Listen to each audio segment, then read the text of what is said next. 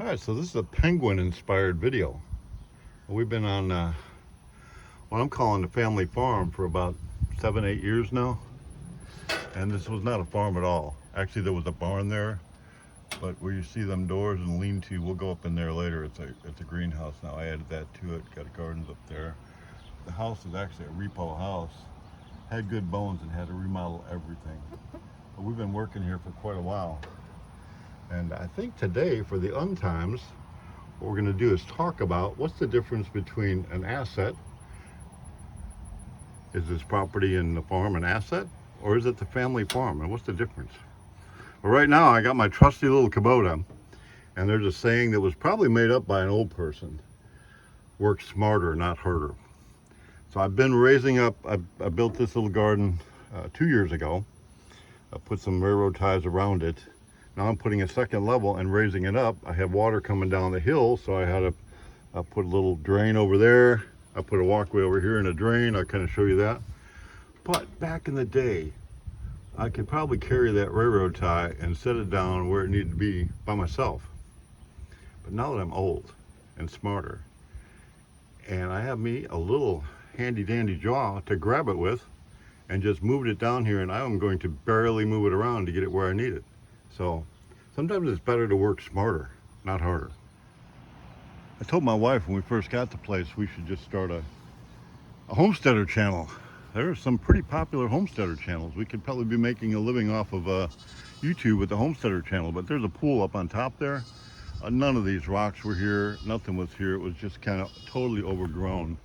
The back here, you can kind of see up into the woods, was all the way up forward, and you couldn't even walk through there basically. But I've been working on it a little bit.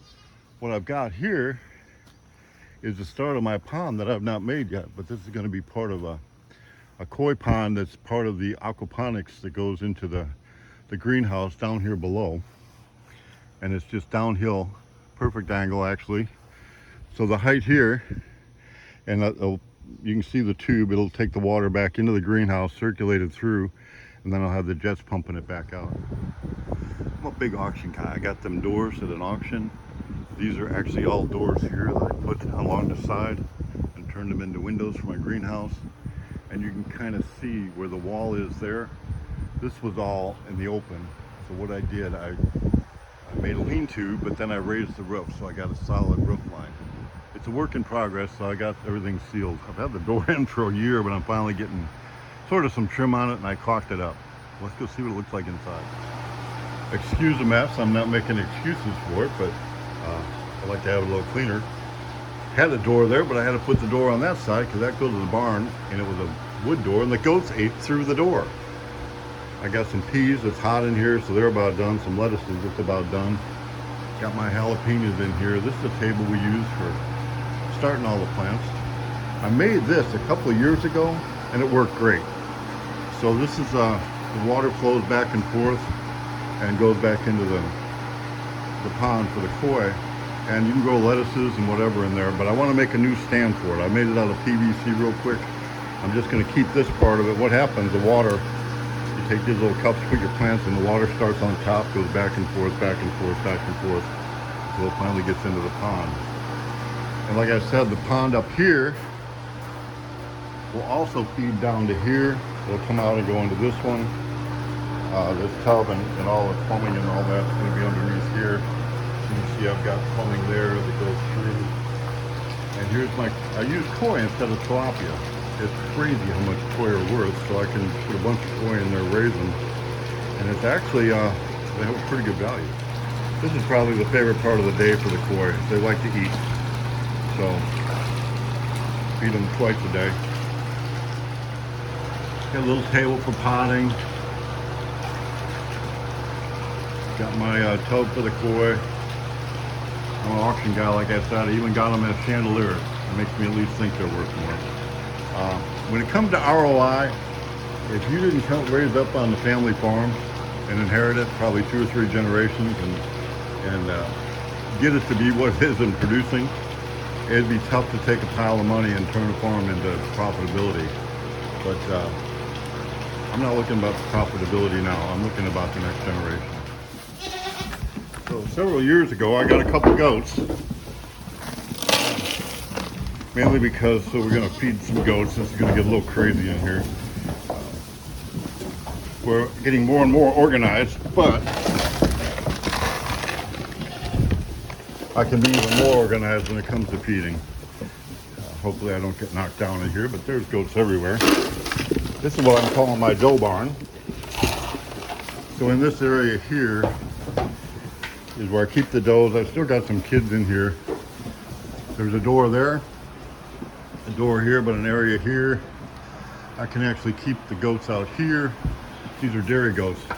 So I can bring them into there, go into my milking parlor, shut this door here, and then once I'm done milking, they can go out that door, which is right there, and be into this area out of my way. So this is the part of the morning. You kind of look at everybody, see if their ears are up, tails are up, everybody's happy. Poop is looking good. So I'm a car guy, and the right car is worth a lot of money. The wrong car is just an old car that ain't worth much, maybe scrap even. And if you restore a bad one, it ain't worth any more. It's just a nice bad one. When I first got a couple goats and decided I was going to do this, I decided the same philosophy. It don't cost no more to feed a good goat than it does a bad goat. So I got, these are all registered French Alpine. And they're quality goats, so they have more value when you go to sell them. So I kind of spread out the feeding. We can be way more organized here. Ultimately, what I want to do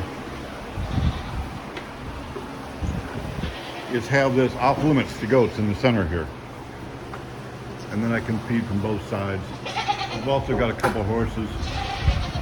Creating in the center here is a hay barn. Here's some moms and kids. We're actually on the verge of, these are a couple bucklings. We're going to sell the bucklings, and I just let the moms in with them last night. So kind of separation anxiety. They'll get to come out this morning. But this side of the barn over here has got outside stalls. And I'm going to change up my fence so that the horses and the goats will have no access to here, which will be handy. So after the initial excitement of feeding, this is the door they go in, and this is our milking parlor. And again, I'm not gonna make excuses for the mess, but the door actually got open and they all came in here and made me a mess. But building a different rabbit hutch, I've got some that we had for a while. We're gonna change that up, I'll show you that. I'm making my own a milking automatic milkers. So this is some old antique cow milkers that I've converted, and our milking stands here at the refrigerator. Got this nice little room to just be in anyway, and wound up, like I said, I'm a big auction guy, so I wound up getting this at the garage sale or an auction or somewhere. So if you got goats, boy, you better be ready with some medicine. Got your medicines and be prepared. It's a little bit more to it than just put them out in the field and let them eat whatever. But I got my stainless sink and my on-demand hot water heater tore up last year, so I got a different one, and we're going to put that in. But this is where the automatic milkers are going to be, and then this is my milking parlor. So they come in this door and go out that door. On the back side of the barn, we built raised beds. So this is my raised bed garden here. We got potatoes planted in the tubs. We've got squashes and pumpkins, not pumpkins, but watermelons. We got a pumpkin patch. These two raised beds, I just finished building this year. I haven't even put dirt in it yet. But the garden's getting pretty big here. My wife is over there. She's staking up the tomatoes. The tomatoes are kind of getting out of control, so she's going to bring them back into control. Got an entry here. Here's some cucumbers. We got some beans growing. I believe these are cantaloupes. More potatoes. Well, here's the eggplant. I've been built this a while ago. There was a giant tree right there, and this vine was growing up that tree. It was old, so I made sure I kept the vine on the back side here, so when I put up all the fencing, I can let the vine grow in the summertime, and it kind of shades it. Now, if you think you're going to make money on a small farm, being a Star Atlas guy and working the grind, ROI is everything. Your return on investment is not going to be awesome. But if I've got the family farm, everything I invest here is going to be hopefully last past me. And my daughter already, I ask all my kids, is this an asset or is it the family farm? And my daughter, who's totally into it, is the only one that responded, it's the family farm. So I'm kind of cleaning this up. I had, like I said earlier, I had some water issues, so I got a tube under here and a tube under there and up over there. So when the water comes down the hill, it's going to run right through and not go into the chicken coop. I'm gonna face all this, and I'm gonna raise that up and make a kind of a raised garden on that, too tall like this. Come around here, I'll move them over, come up here, so raise this all. I got pumpkins in here, but you can see down the middle, not so good. What happens, all the water comes from up on top of the hill coming down and comes right to here and actually goes over and runs right into that. So I think if I put this drain, put these railroad ties one more tall, and next year I'll go ahead and raise this up a little bit so that so it's full to the top, and I'll plant my pumpkins on top of that. We put sunflowers in the backside. It looks kind of cool from the house. All along the fence we put some sunflowers. So this is my pygmy goats. My daughter, she likes pygmies. I don't know why we have them and what they're good for, but we got pygmies. There's a few more than just these couple. I don't know where they're at, but they're out around here somewhere. So as I think about family farm, I think how blessed we are. Every time a storm comes through, or we're in the Midwest, actually Mid-South, and plenty of tornadoes come through. We don't get hurricanes and things like that, but a tornado can be devastating, or a storm can be devastating. Even an ice storm could do a lot of damage down here. Out of your control. So even though you do all this work, God and Mother Nature has its own way with things. And civil unrest and uprising and government changes and everything else. How many generations can you have peace? I don't know, it seems like we like war more than peace, but it's peaceful out here. And even though I'm old, you might think I'm in my 30s with a bunch of kids. So we've always got grandkids over, so we made them a little play area. And then even if they're not our kids, I'm grandpa to a whole lot of kids that have no blood relationship to me. We got our Great Pyrenees. Got them up here, and we got them. Samson, I don't know if you've seen him down in the barn, but he runs around with the other goats.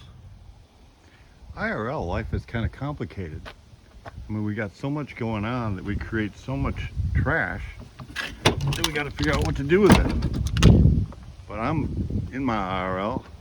We got like multiple businesses. I think we got a 7-acre compound here with 4 buildings on it, and mostly into manufacturing and some retail and rental and all different things. But what do you do with your garbage? We consume so much. Everybody has to put their garbage somewhere. So I am blessed to have a dumpster. So it doesn't really cost me anything to get rid of garbage, but I guess the company pays for it. So to do what I do on the family farm, I don't do it by selling just a few gallons of goat's milk. I got some crew, I got some assets, I got some, we're definitely not a tier 1 city, and we're probably not even hundreds of miles near anything what would be in America called a tier 1 city. But the supply chain does work. I need some Tyvek suits for my guys here. It's Sunday. They will be in tonight. Actually, the week starts tonight. So they'll be building composite stuff, building stuff out of fiberglass. And now they have some suits. They're ready to go. Keep them crew busy. It's about the grind. So I'm heading back to the house, and I thought this might be a good part of the story. This is a family business. This is actually a campground down there on the river. but something I've been a little involved with, making flat spots on the side of a hill for storage units. So there's one there going there, and then there's another one going in over here. It amazes me. George Carlin did a comedy bit one time on stuff. We just keep so much stuff that we don't need, that we pay to put it in buildings. Now I can see, I guess, putting your motorhome or your boat, but these are closed indoor storage, heated and cooled on the other side of that, and that's what will be here. Talk about ROI now, and simple on your time too. The way the world is, you just get an app on your phone, you say I want a storage unit if there's one there, you put your credit card in, it gives you the access code to open the door, so you can go into the building and you go to your unit and you just put your stuff in and put a lock on. Man, why do we need so much stuff we don't need? Go to the end of the road. There's a campground. On the river. Now that's a little bit more relaxing. I guess you can like live your life in cubicles and get a camper and come out and enjoy the weekend. And if you got too much stuff, we got storage for you, but I think I'm heading back to the farm now. So I'm back to the house, and of course our little goat cutting board there. And my wife has brought some of our first vegetables of the year. Well, I've been eating salads and stuff, so we have this in a bag. I'm gonna have me a chef salad for dinner. Throw some chicken in there and some other stuff. Maybe we can have everything from the farm. Got some of our first cucumbers, we've already ate a few. Some of our first tomatoes, we've already ate a few, but not much, they're just starting to come in.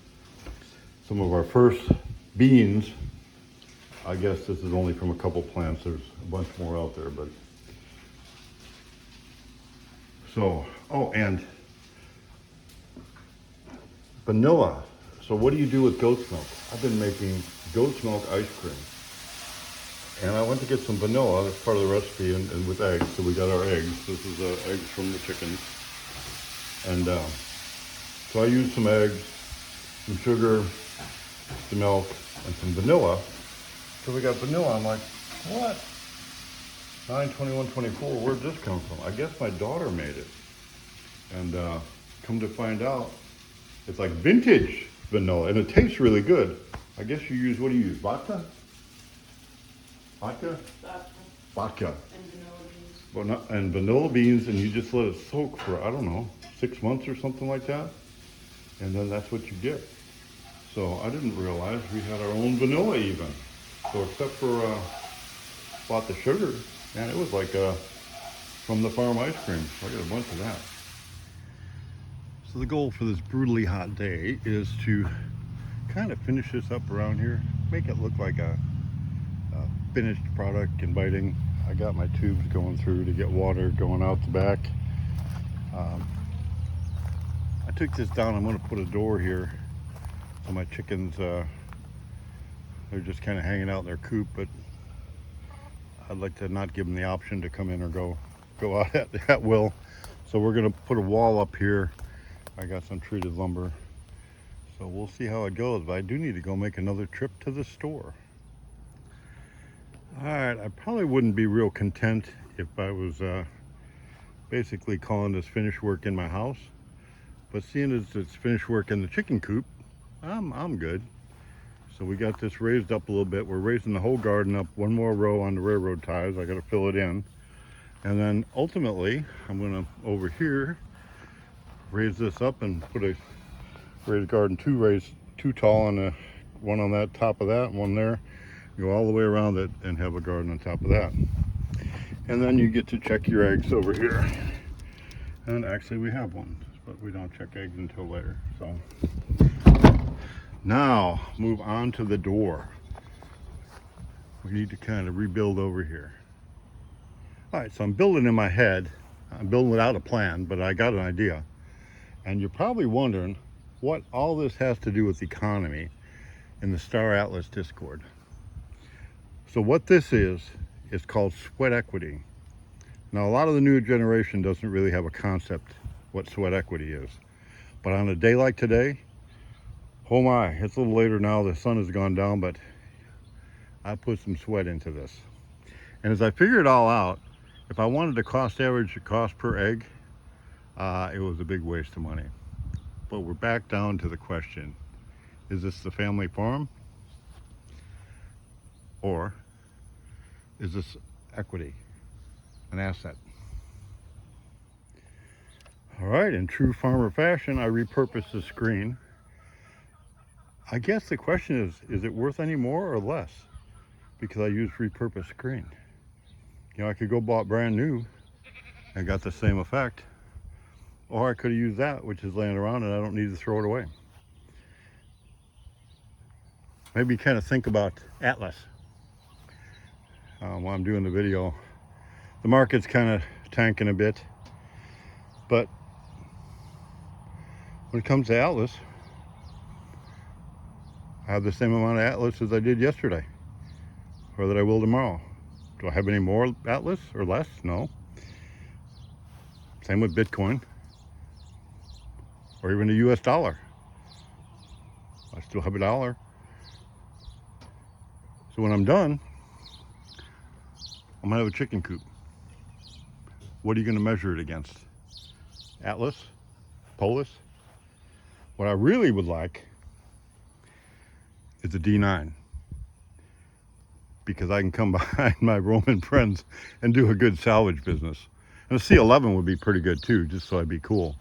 And then I have to worry about some minor attacks on me. But is it a priority right now? When I started out, I first got married, I was good to get a shovel and then a rake and then a couple other tools. Yeah, I was married quite a while before I got a chainsaw. Everybody wants it now. Now I'm nearing the end, and I guess you can make the argument, well, you can have it early and have fun and play with it, or you can have it at the end. Right now, I got excavators to play with. My trusty old Kubota, I can't tell you how many hours I have on that. Do I need a new one? I don't think so. I just rebuilt the cylinders last week. Working good. This thing got a lot of hours on it and a lot more left in it. I don't need a new one, I'm good. Well, there's a bunch more that I wanted to do, but it's always that way. If you get everything done, then you didn't set yourself enough to do for the day. But I did get my my wall on, got my screens up. I think I'll drill and put the gate on. I got an old gate that I had from something else, so we'll put that on. Let all the chickens get in first. This evening, everybody's coming up to the barn. They're waiting on me now. So it's the cool of the evening, and I'm blessed. Come down, sitting on the swing, kind of hanging out at the pond. It's just a beautiful day. A little hot, but I got something done. Feeling good about it. And Noot, my penguin friend, inspired this. And I'm generationally blessed. Most people don't, in today's world, even know who their dad is, or have a set of parents that were married their entire life, or had 4 grandparents. One from their one from their mom and one from their dad. I knew my grandparents. I knew them well. I knew some of my great-grandparents. That's unusual in today's world. I've got 3 kids. They've all been married for a while. I've been married only once for a long time. My kids have all been married for, gosh, I don't know, but definitely more than 10 years. They all had their kids after they got married. So my grandkids are just awesome. So I'm blessed with family in a way that most people can't comprehend. So when I think about family farm, you know, I didn't get what I got now because some guy went and was a baby dad to some woman and left the kid out there abandoned to fend for themselves. It's a generational blessing, just like there's a generational curse. And thinking about it's nice now, and in the cool of the evening, I'm blessed by God, the God that created me. I know we're all not going to agree on that, but I'm pretty convinced before sin came into the world, God would come and visit with Adam in the garden in the cool of the evening. So how cool would it be to come down, hang out, and have God show up in the afternoon, in the cool of the afternoon, cool of the evening? So would I mortgage the farm? Would I leverage the farm? Probably not. Right now my ships are grinding in Atlas, and it's an opportunity. I don't think everybody really realizes we're coming to a new time with Web3 technology and the blockchain. Stuff is happening now that has never happened before, and it's going to change the way finances work, much like the internet did.